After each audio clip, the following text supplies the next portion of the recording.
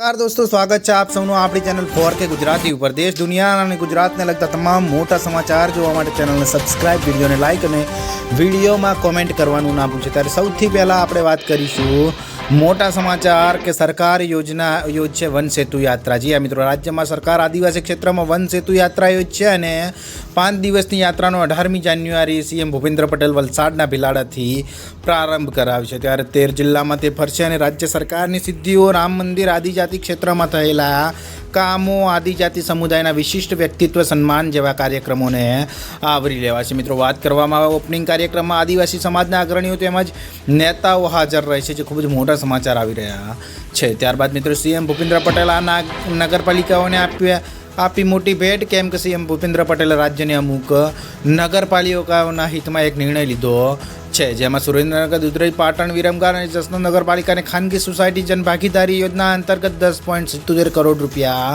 ફાળવવાની સૈદ્ધાંતિક મંજૂરી આપી છે, જેની અંદર આ યોજના હેઠળ ખાનગી સોસાયટીઓમાં રસ્તા, પેવર બ્લોક, પાણીની લાઇન અને ગટર લાઇનથી લઈને રેઇન વોટર હાર્વેસ્ટિંગ જેવા કામો પણ થઈ શકે છે। ખૂબ જ મોટા સમાચાર આવી રહ્યા છે। ત્યારબાદ મિત્રો બીજા મોટા સમાચારની વાત કરવામાં આવે તો 500 રૂપિયાને નવી નોટો જાહેર। ત્યારે રામ મંદિરની પ્રાણ પ્રતિષ્ઠાનો દિવસ નજીક આવી રહ્યો છે, આ સાથે જ એક નવો દાવો વાયરલ થઈ રહ્યો છે, જેમાં વાયરલ દાવામાં કહેવામાં આવી રહ્યું છે કે ₹500ની નવી ચલણી નોટ બહાર પાડવામાં આવશે, જેમાં હાલના લાલ કિલ્લાના ફોટાને બદલે શ્રી રામ મંદિરનો ફોટો છાપવામાં આવશે। મિત્રો, વાત કરવામાં આવે સોશિયલ મીડિયાના અનેક પ્લેટફોર્મ પર આ અંગેના દાવા કરવામાં આવ્યું છે, જો કે ફેક્ટ ચેકમાં આ દાવા ખોટા હોવાનું જાણવા મળ્યું છે, જે ખૂબ જ મોટા સમાચાર આવી રહ્યા છે। ત્યારબાદ મિત્રો બીજા મોટા સમાચારની વાત કરવામાં આવે તો પેટ્રોલ ડીઝલ થશે 10 રૂપિયા સસ્તું, એટલે કે સરકારી તેલ કંપનીઓને ડિસેમ્બર ક્વાર્ટરમાં જંગી નફો થયો છે, જેને લઈને આંતરરાષ્ટ્રીય બજારમાં ક્રૂડ ઓઇલ સતત સસ્તું થવાના કારણે ઓક્ટોબર-ડિસેમ્બર ક્વાર્ટરમાં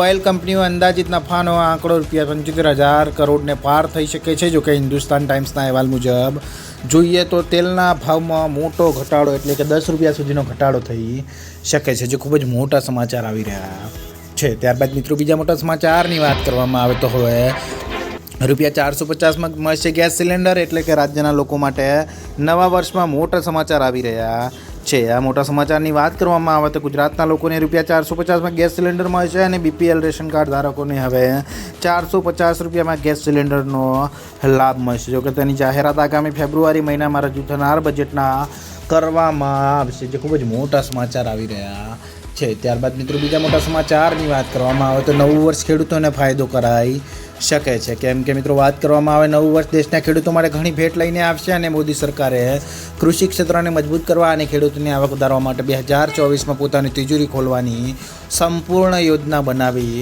લીધી છે। આ અંતર્ગત ખેડૂતોને ₹6,000 બદલે વાર્ષિક ₹9,000 મળશે અને આ ઉપરાંત પાક વીમાનો વ્યાપ પણ વધારવામાં આવશે। ત્યારે મિત્રો સરકાર આગામી બજેટમાં આ અંગે જંગી ફાળવણી કરી શકે છે। આ મામલાનો લગતા 2 વરિષ્ઠ અધિકારીઓ કહ્યું છે કે સરકાર 2024-25ના બજેટમાં કૃષિ ક્ષેત્ર માટે લગભગ ₹2 લાખ કરોડ ફાળવવાની શકે છે। આ વર્તમાન નાણાકીય વર્ષમાં જાહેર કરાયેલા ₹1.44 કરોડ કરતાં ઘણા બધા વધારે છે, જે ખૂબ જ મોટા સમાચાર આવી રહ્યા છે। તો મિત્રો આ હતા 4K ગુજરાતીના 6 મોટા સમાચાર। બીજા સમાચાર જોવા માટે ચેનલને સબસ્ક્રાઇબ, વિડીયોને લાઇક અને કોમેન્ટ કરવાનું ના ભૂલશો।